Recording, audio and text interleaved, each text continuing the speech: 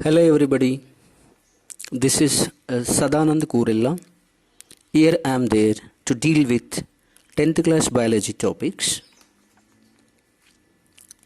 In the state syllabus of Telangana, the question paper consists of 3 types of questions. Those are 4 marks questions, 2 marks and 1 mark.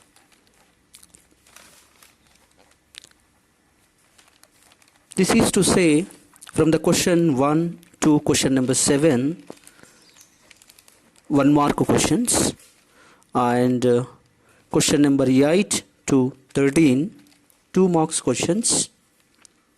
From the question 14 to 17, 4 marks questions.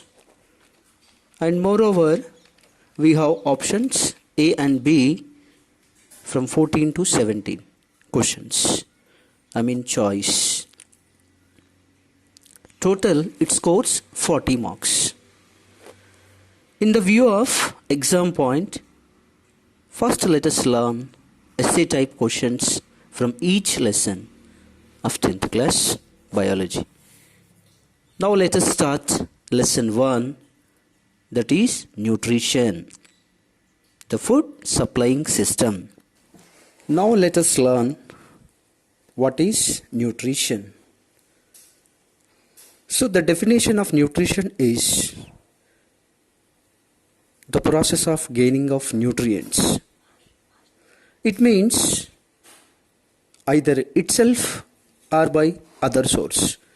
And it means nutrition is of 2 types: self-nutrition and non-self-nutrition. It means who prepare the food by their own to get nutrients, we call them autotrophs, and if they depend on others, we call heterotrophs. Autotrophs example: all green plants, algae and some bacteria. Whereas heterotrophs, animals, some creepers, in the sense some plants which have no chlorophyll, no leaves at all, and some microorganisms. Now let us learn the definition of autotrophs. The living things which prepare the food by their own by taking 4 factors: 2 are external, 2 are internal, like CO2, water, sunlight, chlorophyll. This process is called photosynthesis process.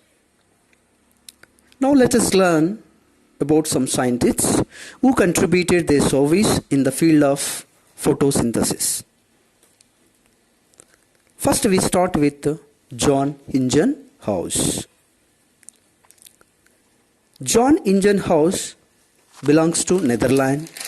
He is well known for discovery of photosynthesis, by which green plants in sunlight absorb CO2 and release oxygen. Later, Joseph Priestley, the UK scientist, conducted Bell-jar experiment to prove oxygen is liberated in photosynthesis process by plants. And he could say that by the inspiration of Ingenhousz, plants and animals mutually exchange their gases. To prove that, he conducted Bell-jar experiment. The required material for the experiment, let us see: Bell-jar, candle, rat and mint plant. First he took the candle, lit it with help of mastic, and slowly, gradually, he covered with the bell-jar over it. Within few seconds, the candle was put out. It means the helping gas to burn was consumed by the candle. And finally it is exhausted. Then no more light to us from the candle. This is first part of the experiment. In experiment 2, he produced rat and candle. As usually in the first case, he lit it and inverted the jar. Now we will observe within few seconds, candle will be put out and rat will be fainted. Compared to first case, in the second case, candle will be put out little earlier. It means you are going to observe it. And something, the gas which is helping to candle, that is also helping to rat. I mean, there is a competition in consumption of the useful gas for both of them. This is experiment 2. Now in experiment 3, part 3, we will produce mint plant into the jar.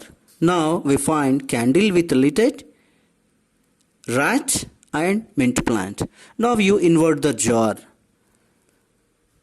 Now you find candle is continuously burning, rat is not fainted at all, and you could find the mint plant will be healthy. What you observe here itself? Oh, the gas. It is not completely consumed. It is not completely consumed. Which gas? Which is helping to the rat and to the candle. Oh, someone is giving to it continuously. What it might be, you must imagine, that is the mint plant, nothing but. Oh, by this experiment,